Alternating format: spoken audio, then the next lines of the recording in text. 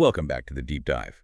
Today we are really diving deep, plunging headfirst into the profound and, let's be honest, sometimes turbulent seas of John Milton. Yeah, turbulent is a good word for it. Our goal is, well, it's massive. We want to guide you through four of his most intricate, most consequential works. We're talking Paradise Lost, Paradise Regained, and also Comus and Samson Agonistes. It's definitely an essential mission, I think, because, as our source material points out right away, reading Milton, it really demands a navigator. A navigator, yeah. Or maybe a translator? Well, the source says exactly that. It points Ah. out that even though it's English, you often need something very like translation. It's just structured differently. Absolutely. It's not just, old words. It's the syntax, isn't it? Those incredibly long sentences, clause after clause. Latinate syntax, yeah. And then there are the allusions, just layers upon layers. Classical, scriptural, contemporary. He assumes you know everything. He really does. He's writing for someone with, like, the education of a 17th century Puritan scholar, which most of us don't have today. Right. Which is why the annotations in the text we're looking at are so crucial. The source even describes them as repeatedly, tirelessly, and for some readers, surely excessively detailed. And they have to be, because the vocabulary can be opaque, the syntax, as you said, is turgid, and those allusions, they just fly past you constantly. Yeah, you find yourself doing that constant back and forth, right? Text, footnote, text, footnote. Constantly. But, that difficulty, that density, it underscores what Milton was doing intentionally. It's part of the experience. Like the example given, Hecate. Yeah. You can't just see the name. You need that footnote telling you she's the ghost world goddess specifically. Okay. Otherwise, the whole spiritual landscape he's building just kind of collapses. The context is everything. and yet, despite all this difficulty, the power of the work is undeniable. Absolutely. There's that great little story in the source material, right, about the friend, decades out of university. Yeah, who could still reel off 50 lines of Lycidas just like that from memory. Exactly. It shows you, once this verse gets into your head, it sticks. It becomes part of how you think, almost. And that's kind of what we're aiming for today, to cut through some of that density maybe and get to the core ideas that have made Milton resonate for centuries. Rebellion, obedience, virtue. The big themes. The big ones. So let's start maybe with his earlier work. Grief seems like a good place to begin. Okay, Lycidas. Written around 1637, it comes from a place of real grief, doesn't it? Milton's friend, Edward King, drowned. That's the immediate trigger, yes. And it takes the form of a monody. A monody. Can you unpack that a bit? What does that structure mean for the poem? Sure. So Lycidas is a pastoral elegy. That means it uses the whole shepherd setting the fields, the flocks, to lament a loss. It's a tradition going way back, Theocritus, Virgil. Right, the pastoral convention. Exactly. But specifically, it's a monody, which means it's a lyric ode sung by just one voice. And that voice is identified as the uncouth swain, right? Singing his Doric lay. Yeah, which is interesting in itself. It frames this incredibly sophisticated, learned poem in this sort of rustic, simple guise, an uncouth swain. But the grief feels anything but simple. It feels quite raw. That sense of injustice, a life cut short. Definitely. He compares Lycidas to a fairest flower no sooner blown but blasted, fading timelessly. There's a real sense of the arbitrary cruelty of fate there. And that feeling, that injustice, seems to set up the poem as big question, doesn't it? About why we even bother striving for things. Precisely. The swain, and maybe Milton himself is speaking through him here, asks, why live these laborious days? Why put in all the hard work, the discipline, especially for a poet? If the blind fury, Atropos, can just snip your life thread whenever she wants, what's the point of seeking fame if death is random? That's the core of it. If fame requires all this sacrifice, but fame itself is just mortal, just disappears with death, then the effort seems futile. But Milton doesn't leave it there, does he? He brings in a corrective voice. He does. Phoebus Apollo himself, the god of poetry, steps in. He touches the swain's ear, a gesture of divine attention, and offers counsel. And what's the counsel? How does it shift the argument? Phoebus says fame isn't what you think. It's not some mortal growth that comes from earthly praise or rumor. Okay, so it's not about what people say about you. Not ultimately. True fame, Phoebus argues, lives and spreads aloft by those pure eyes and perfect witness of all judging Jove. It's divine judgment that matters. Wait, though. If it's only about Jove's judgment in the end, does that mean the laborious days don't matter? Why strive if God decides anyway? Ah, that's the nuance. The labor is essential. But Yeah. the reason for the labor has to be right. It can't be for earthly rewards, for, just getting famous. So you strive not for fame itself, but for what? Moral worth, Yeah. dedication. You strive for moral perfection, dedication to your calling, your duty, and that effort, done rightly, earns the divine recognition. The only recognition that actually lasts. It redirects the ambition. Okay, that makes sense. It shifts the focus inward.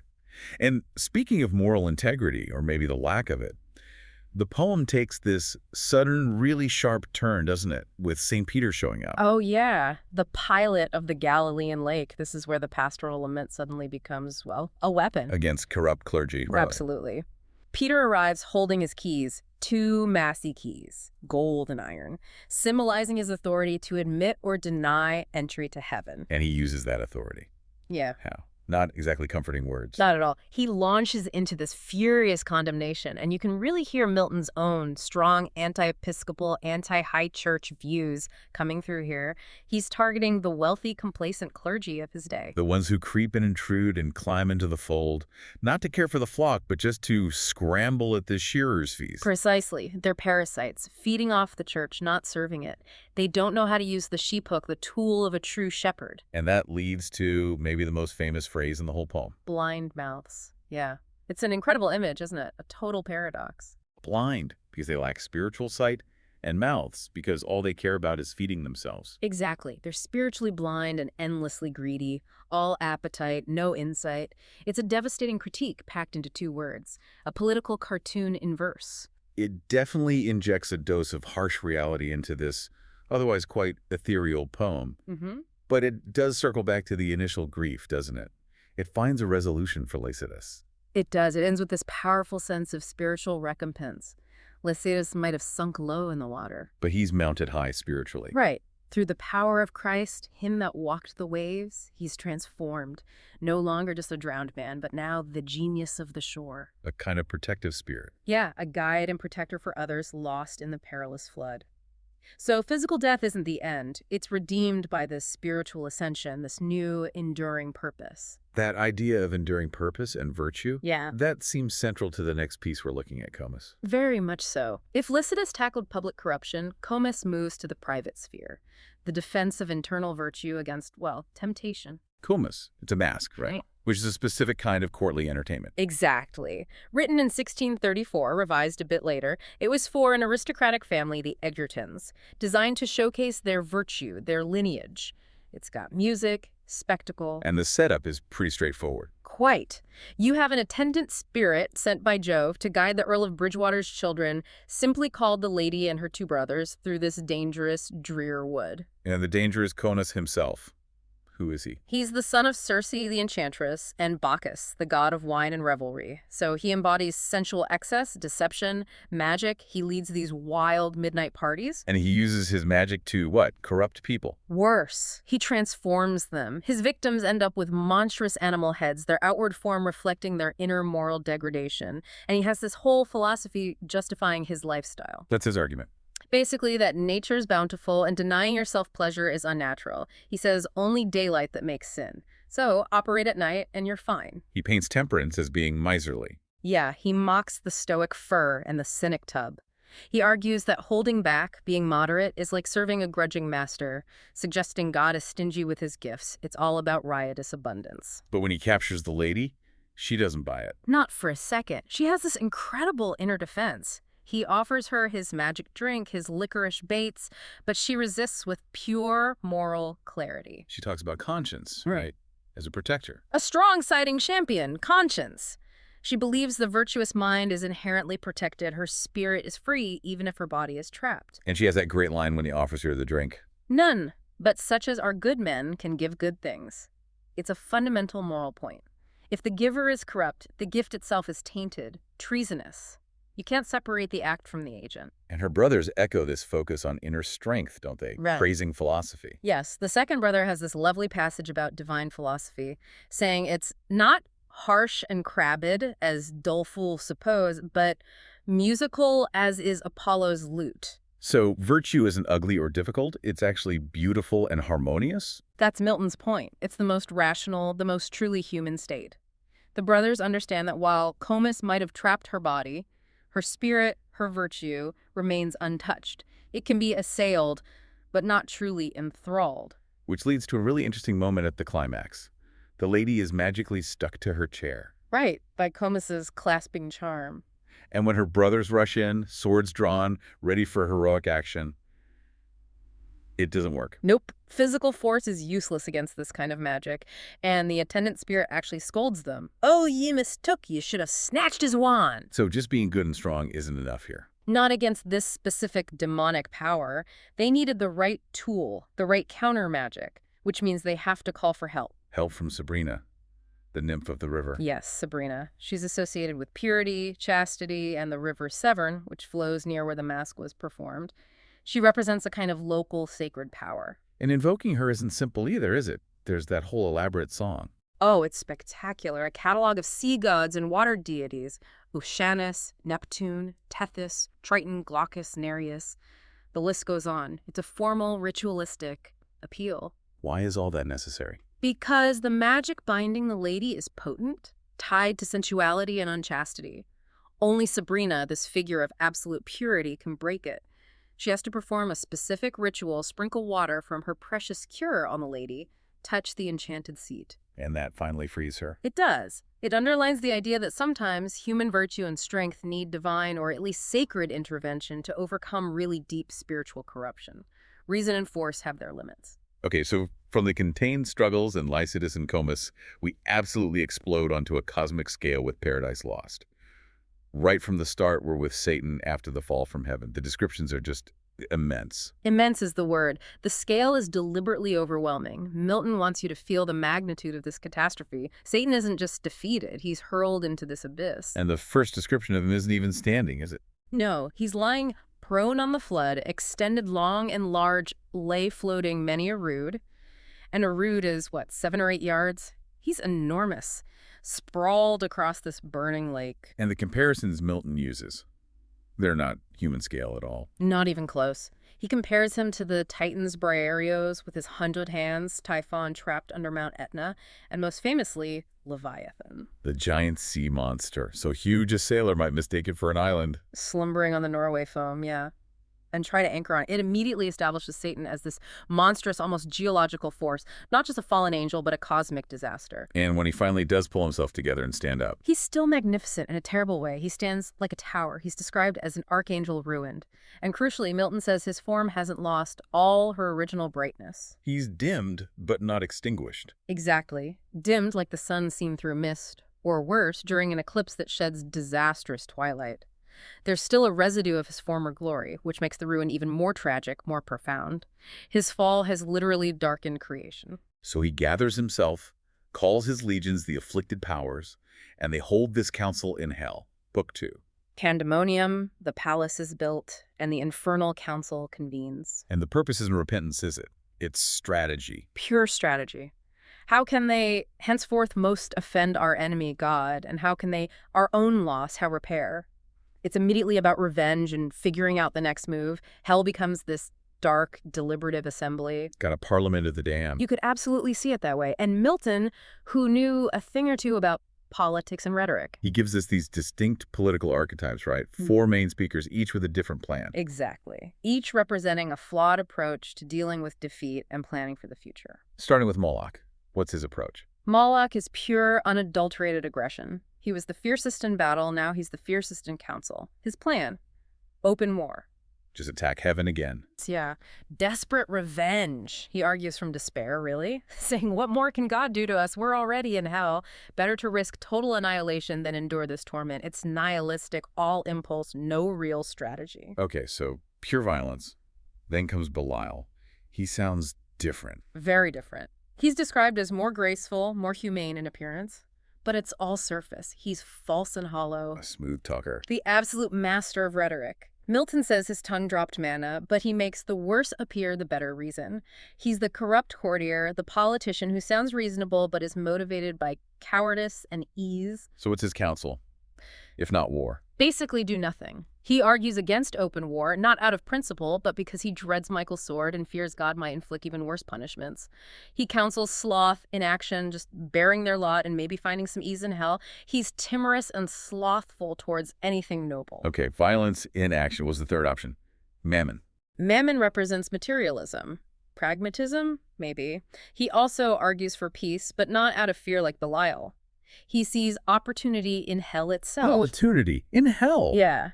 He focuses on hell's resources, the gold, the gems, the minerals they use to build pandemonium. His plan is, let's forget heaven. Let's build our own empire right here. Let's mine these riches, harness the power of hell, and create our own self-sufficient kingdom that rivals heaven through industry and wealth, not war. A kind of infernal Gilded Age. Pretty much. It's a purely secular, materialist ambition. Let's just focus on what we can build and control here. But none of those plans actually win the day. The deciding voice is Beelzebub. Right. Beelzebub is presented as second only to Satan in power and intellect, a pillar of state. Even in ruin, his face shows princely counsel, majestic. And his plan is the one they adopt. What is it? Beelzebub is the cold strategist. He sees that Moloch's open war is futile, Belial's inaction is pointless, and Mammon's plan, while practical, doesn't really strike back at God. So he proposes something indirect. Exactly. He brings up the rumor of this new world God has created, populated by this new creature, man. His proposal. Find this new world, investigate man, and then corrupt them, seduce them to fall, just as the angels fell. So revenge by proxy, hurt God by ruining his precious new creation. Precisely. It's strategically brilliant in a perverse way. Annoy the king of heaven indirectly. And this plan, proposed by this seemingly majestic ruined figure, carries the day. It gives their malice a purpose, an intelligent direction. And they decide Satan himself has to be the one to undertake this journey. Yes. Beelzebub frames it as a task so dangerous, so monumental, that only their leader, their mighty paramount, can undertake it. It secures Satan's position while sending him on this incredibly perilous solo mission across chaos. Before he goes, though, there's that chilling detail about the fallen angels inventing something new. Ah, yes. Artillery. Cannons. It's a really disturbing moment. But while the loyal angels fight with swords and spears, the fallen angels start digging. they dig up sulfurous and nitrous foam, sulfur and saltpeter, the components of gunpowder.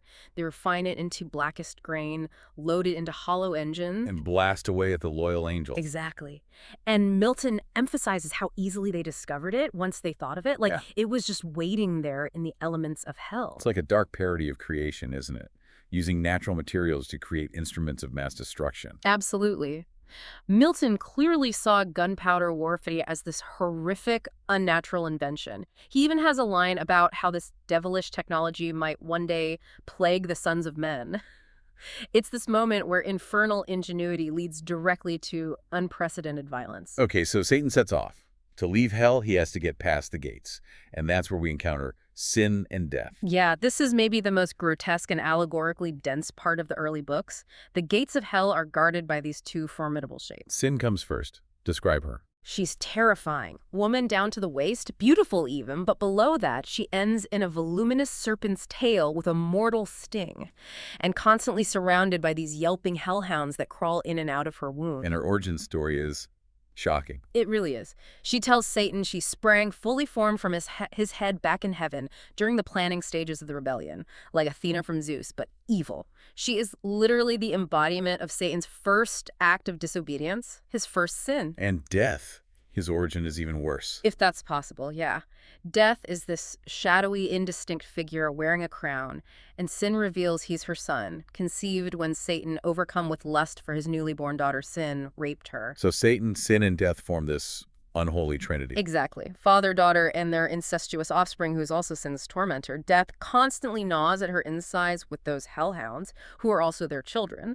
It's this horrifying, self-consuming cycle of evil breaking more evil and torment. It shows that sin inevitably leads to death and perpetual internal suffering. And Satan has to confront them to get out. He does. He almost fights death before sin intervenes and reveals their relationship. Once Satan explains his mission to corrupt man, sin and death are thrilled, because man's fall means more souls for them. So they open the gates, and then they build something. Yes. After Satan makes his perilous journey across chaos, sin and death follow him, and they build this incredible, terrible bridge, a pontifical bridge, playing on pontiff and bridge building. Stretching all the way from hell to earth. All the way, paved right across the void profound of unessential night, that vast emptiness between realms. It reaches the utmost orb of this frail world, meaning the outermost sphere surrounding Earth in the Ptolemaic model. And the purpose of this bridge? To create easy intercourse, as Milton puts it.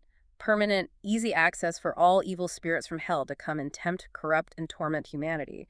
It's the moment the barrier is permanently breached. The universe is scarred. So Satan traverses this bridge, arrives in Eden, and the contrast is just staggering. From the darkness and horror of hell to the light and innocence of paradise. It's a deliberate, stark contrast. Milton pours all his descriptive power into painting Eden as this perfect, harmonious place, and Adam and Eve as its perfect inhabitants. How does he describe them? What's emphasized? Well, Adam is presented with absolute rule, authority, dignity. He has hyacinthine locks, suggesting something regal. Eve's beauty is highlighted too, her unadorned golden tresses worn disheveled, which Milton connects to her subjection. Subjection. That sounds potentially problematic. It is through a modern lens, but Milton clarifies. Its subjection required with gentle sway and by her yielded. It's presented as a natural willing harmony within a divinely ordained hierarchy. Their relationship is based on mutual respect, but with Adam as the head. And crucially, they're naked. Naked and without guilty shame. They don't know dishonest shame because their reason governs their passions. There's no conflict within them yet. That innocence is key. But it doesn't last long, does it? Satan gets to work quickly. Almost immediately.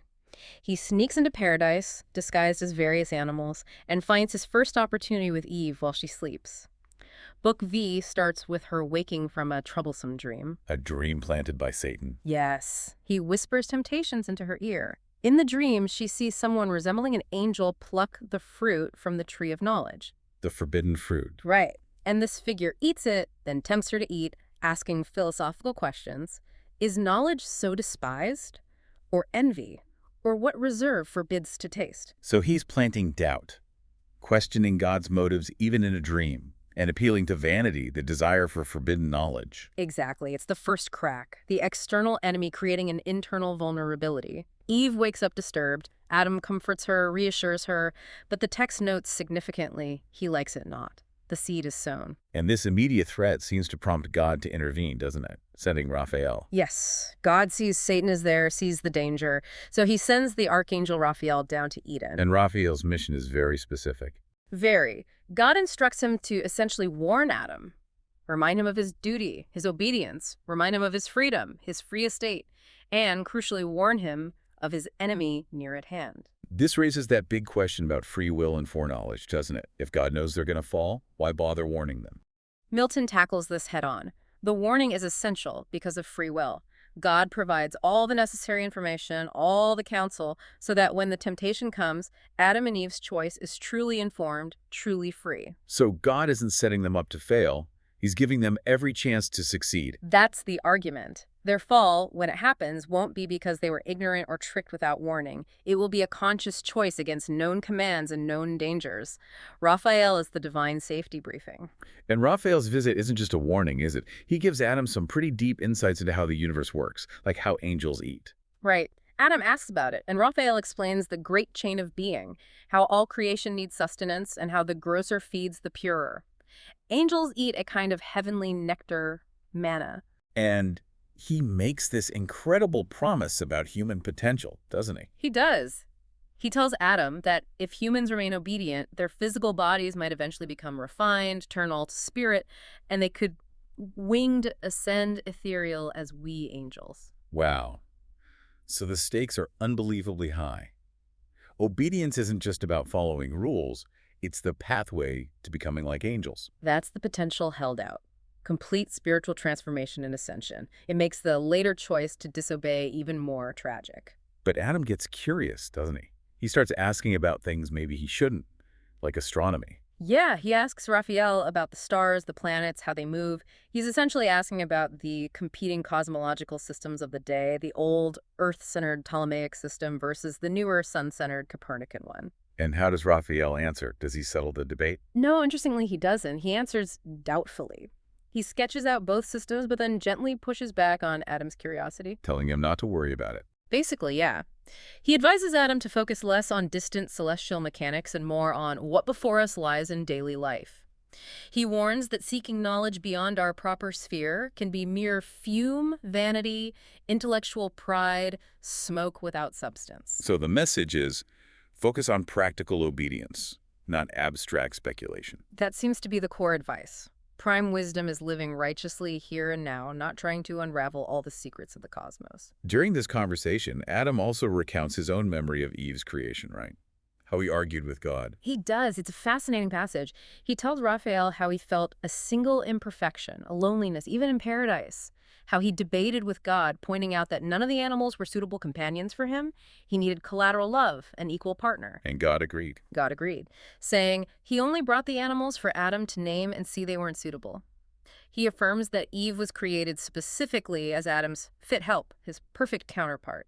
It emphasizes the rational basis and divine approval of their bond. Which makes their eventual falling out even more painful. Absolutely. And speaking of their bond, Adam asks Raphael a remarkably frank question next. About angelic love lives. Pretty much. He asks if angels experience love, and if so, how they, express it physically, considering they don't have bodies like humans. How does an archangel answer that? With a blush. Raphael gets this celestial rosy red and smiles.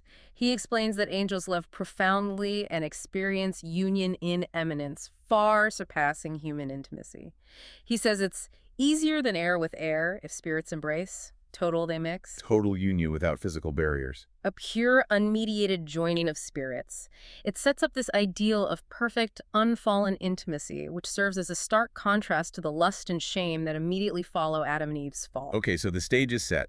Innocence, warnings, deep conversations. And then comes book 9, the temptation itself. Satan finds his way back in. Yes, after circling the earth for 7 nights, scouting, he finds his moment. He decides the serpent is the perfect disguise, subtle, already considered intelligent. He enters it in at his mouth while it sleeps. Possessing it. Possessing its brutal sense, its animal nature, but directing it with his own fallen act intelligential.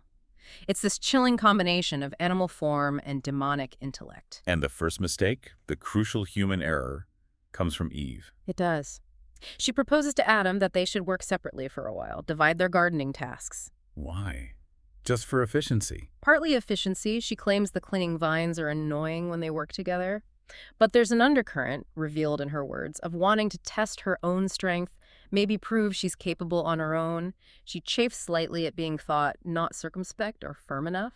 There's a hint of pride, of wanting independence. And Adam lets her go. Reluctantly. He argues against it, reminds her of the enemy Raphael warned them about, the danger of being found alone.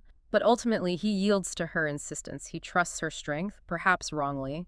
It's a failure of his responsibility, his headship. And Satan sees his chance. Immediately. He was actually hoping to find Eve alone. He explicitly avoids Adam, whose higher intellectual more I shun. He knows Eve, perhaps because she was created second, perhaps because of her focus on beauty, is more susceptible to flattery and deception. Her being alone is opportune to all attempts. So he approaches her in the form of the serpent. And the temptation begins with flattery. Extravagant flattery. He approaches her not groveling on the ground, but standing upright, seeming more noble. He praises her beauty, calls her a goddess among creatures, essentially worships her. This appeals directly to her vanity, the seed planted in the dream. And then he gets to the core argument, challenging God's command. Right. He questions the prohibition. "You shall not eat thereof, nor shall ye touch it, lest ye die." First, he denies the threat of death. Wow. By using himself, the serpent, as evidence. "Look at me," he says. "I've eaten the fruit, and I haven't died. In fact, I used to be a dumb animal, but now I can talk. I have reason." How dies the serpent? He hath eaten and lives. You're rational till then. It's a clever lie, using apparent empirical evidence. It's pure sophistry. He's lying about eating it, of course. But it confuses Eve, makes her question the literal truth of God's command. Then he attacks God's motive, right? Suggesting God is being selfish. Exactly. He argues the prohibition isn't for their protection, but because God is envious. God wants to keep them low and ignorant. He forbids the fruit because it grants knowledge, wisdom, makes you like gods. He's forbidding them good, forbids us to be wise. It's the ultimate temptation. intellectual power, becoming godlike, breaking free from perceived limitations. And that's what seduces Eve, not just the look of the fruit, but the promise of enlightenment, of elevated status. Her desire for wisdom, detached from obedience, overrules her reason and her loyalty to God's command. She reaches out, takes the fruit, and eats. The fall of Eve. But Adam's fall is arguably even more complex, isn't it? Because he's not deceived. That's the crucial difference. Eve returns to Adam, excitedly tells him what happened, offers him the fruit. Adam is horrified. He immediately understands the gravity of what she's done. He drops the garland he was making for her. He knows. So why does he eat it then? It's a conscious, deliberate choice made against his better knowledge. He sees Eve as doomed, fallen, and he cannot bear the thought of living without her. That collateral love he argued for earlier now becomes his downfall. He chooses Eve over God. He does. Overwhelmed by love, loyalty to her, perhaps despair, he decides to share her fate rather than be separated. It's a profound failure of reason, of his duty to God, of his leadership. He allows his affection to override his knowledge and obedience. And the immediate result, not enlightenment. No, immediate shame, guilt. They suddenly see their nakedness not as innocent, but as vulnerable, shameful, and then lust. Their innocent love is replaced by base physical desire. A stark contrast to that total mix of angelic love Raphael described. The fall is complete. So the fall happens, Yeah. and the immediate aftermath is intense. Shame, hiding. Profound shame, yeah.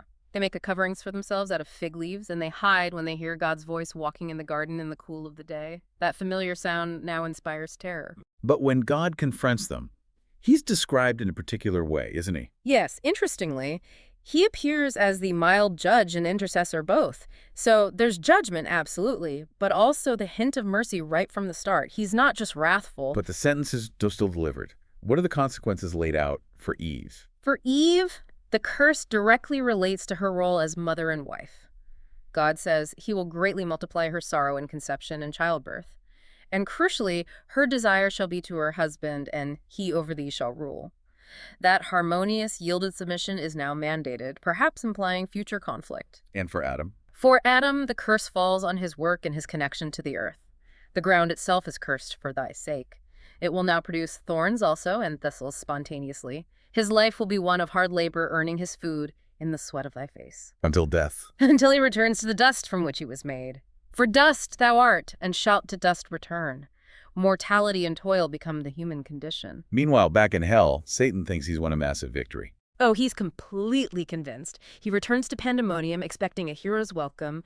He even enters in likeness of an angel bright, ready for the applause. He announces his triumph, how he seduced man, and sin and death have already arrived, haven't they?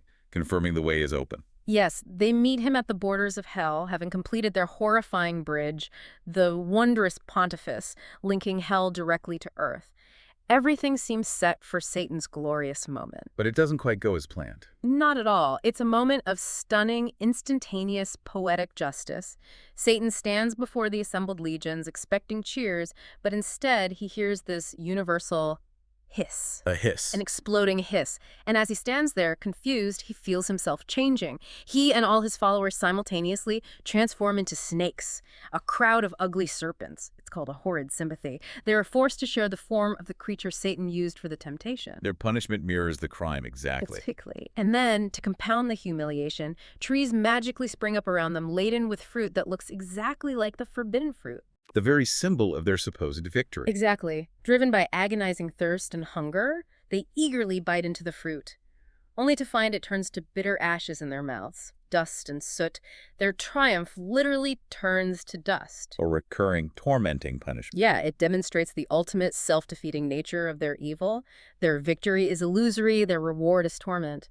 While this is happening in hell, the consequences on earth are also becoming physical. Environmental. God decrees changes to the planet itself. Yes. Angels are sent to tilt the Earth's axis, shift the sun's path relative to the Earth. Why? What's the effect? To introduce harsh extremes. The sun must now affect the Earth with cold and heat scarce tolerable. This creates the season's harsh winters, scorching summers, replacing the perpetual spring of Eden. The winds also change, becoming destructive. Sirocco, Lebecchio. So nature itself becomes harsher, less hospitable. And more violent. The curse extends beyond climate. It causes outrage from lifeless things, but also introduces conflict into the animal kingdom. Discord, who Milton calls the daughter of sin, enters the world. And what does discord do? Introduces fierce antipathy among animals. Beast now with beast again war, and fowl with fowl devoured each other. The peaceful coexistence of Eden is shattered. Nature becomes red in tooth and claw, reflecting the moral fall of humanity. Facing all this, the toil, the harsh environment, the knowledge of death, Adam understandably falls into despair. Deep despair. He delivers this incredibly powerful lament, questioning the very fairness of his creation. That famous line. Did I request thee, Maker, from my clay to mold me man? Did I solicit thee from darkness to promote me? He essentially asks, why create me only to subject me to terms I can't possibly meet for a good I didn't even ask for? It's the cry of human anguish facing seemingly unbearable consequences. It's a really raw moment. How does heaven respond to this despair? With instruction mediated through Michael this time, not Raphael, God sends the archangel Michael not just to expel them from paradise, but first to educate Adam about the future, to show him what his sin has unleashed upon humanity. A vision of the future. A series of visions. Michael takes Adam to the highest hill in paradise and shows him the unfolding consequences of the fall through history. What's the first thing he sees? The first murder, Cain and Abel.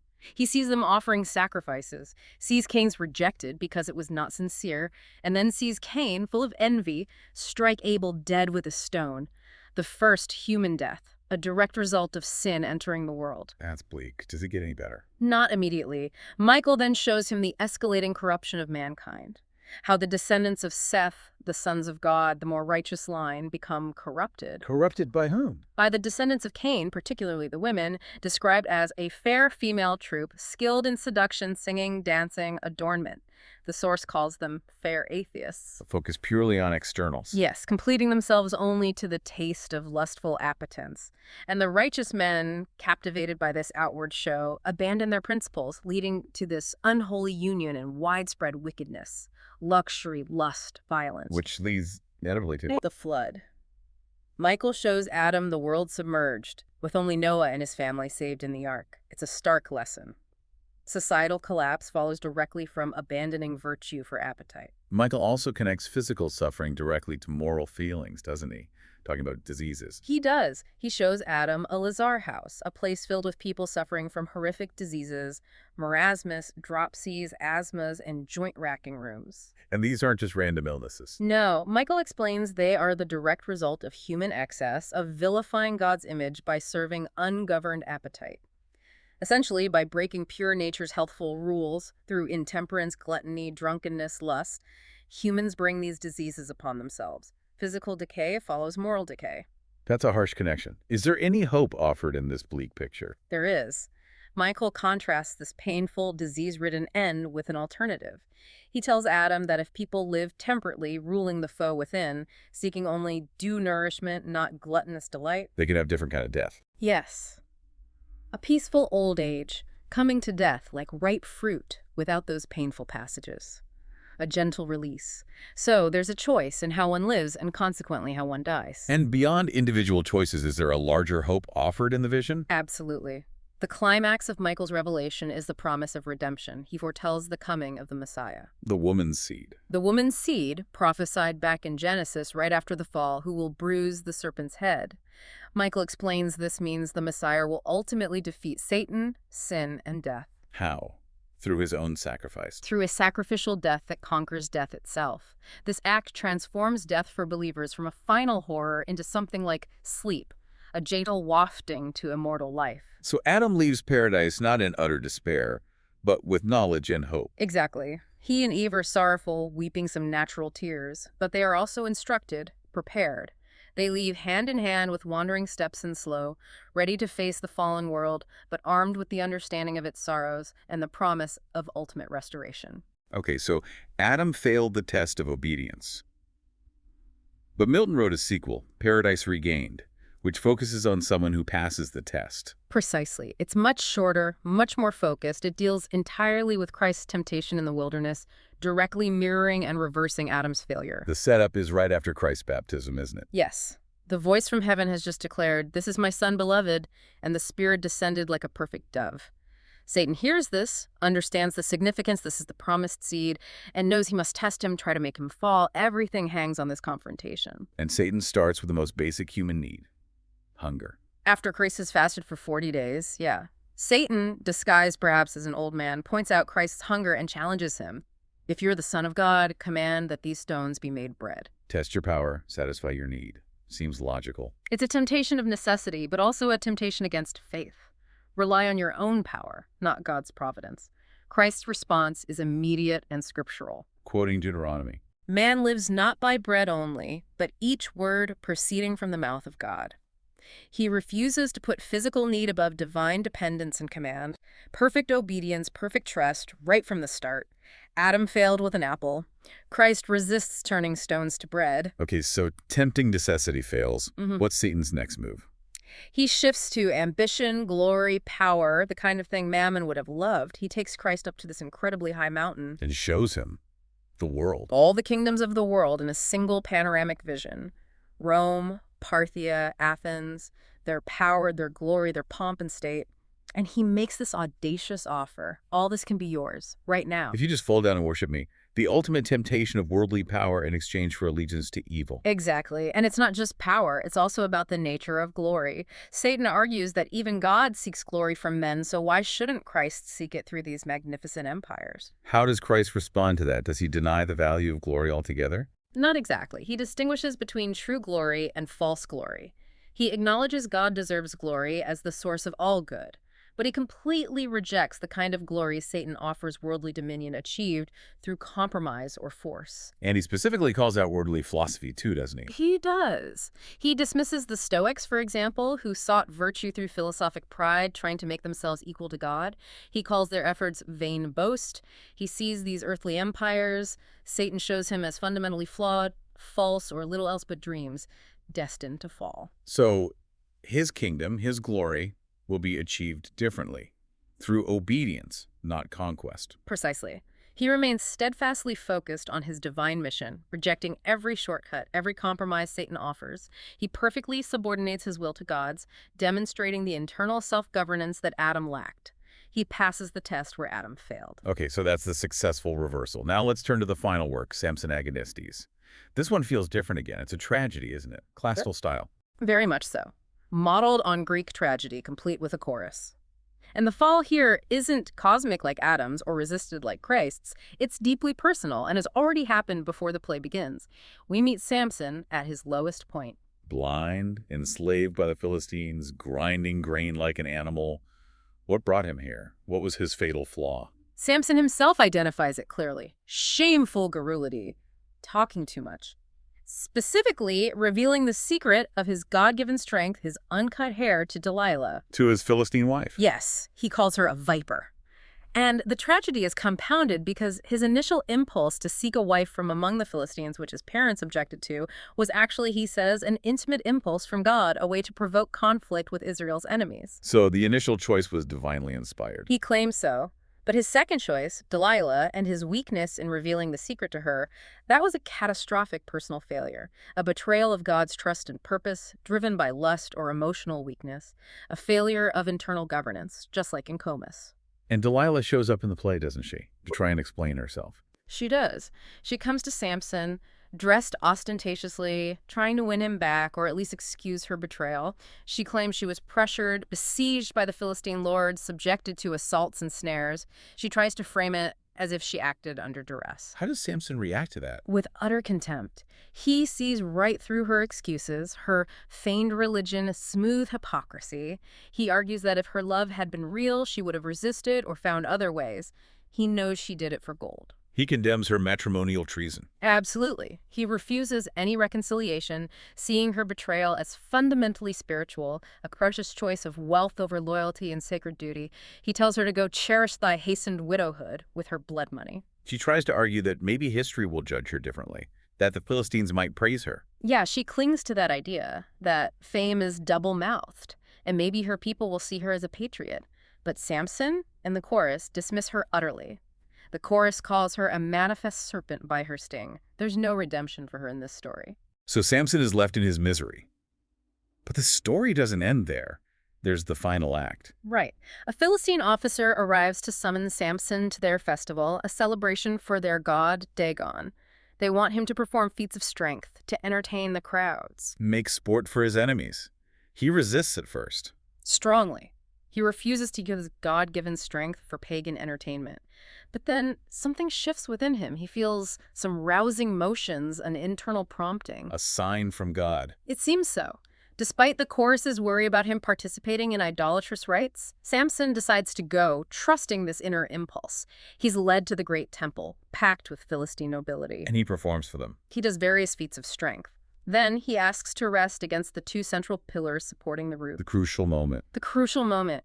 He prays silently for strength one last time, pushes against the pillars with all his might, and brings the entire structure crashing down. Killing himself and everyone inside. Himself and all his enemies, thousands of Philistines, including all their leaders.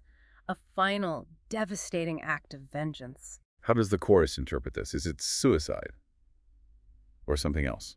They frame it as glorious, divinely ordained, oh, dearly bought revenge, yet glorious. They explicitly say it's nothing for tears, nothing but well and fair. Why? Because he died fulfilling his ultimate purpose as God's champion against the Philistines. So in death, he achieves a kind of redemption for his earlier failure. That's the interpretation. The key line is that he died with God not parted from him. Despite his earlier sin, God granted him this final opportunity to fulfill his mission, restoring his honor and purpose even in or perhaps through his death. It's a complex, tragic, but ultimately triumphant ending for Samson. Wow. Okay, so we've journeyed from the cosmic fall and paradise lost to the personal tragedy and final vengeance in Samson. We've seen virtue defended in Comus and obedience perfected and paradise regained. Looking across all these works, is there a single thread, a core message that ties them all together? I think there absolutely is. If you had to boil it down, it really comes back to that constant battle between internal obedience and ungoverned appetite. Or put another way, self-governance versus self-indulgence. Right. Adam and Eve fall because appetite for knowledge, for status, for the fruit itself overrides their reason and loyalty to God. Exactly. Samson falls because he can't govern his tongue, his shameful garrulity, driven by what? Desire, weakness. He fails to protect the divine secret entrusted to him. Whereas Christ, in Paradise Regained, is the perfect counterexample. He consistently subordinates his physical needs, his potential desire for glory, everything, to God's will and word. Perfect internal governance. It really highlights Milton's belief that true liberty isn't doing whatever you want, it's aligning your will with divine reason. Being ruled by passion or external temptation, that's slavery. Raphael warns Adam about knowledge becoming fume. Michael links disease to ungoverned appetite. It's a consistent theme. It is. Milton constantly circles back to this idea that freedom comes from discipline, from reason ruling passion. Satan and his followers, they think they're free, but they're completely to the self-enthralled, slaves to their own pride and hatred. Which brings us back to that fascinating scene in hell, in Book 2 of Paradise Lost. After the main council, some of the fallen angels sit apart, debating philosophy. Yeah, it's an amazing little vignette. They sit on a hill, engaging in high-level intellectual debate.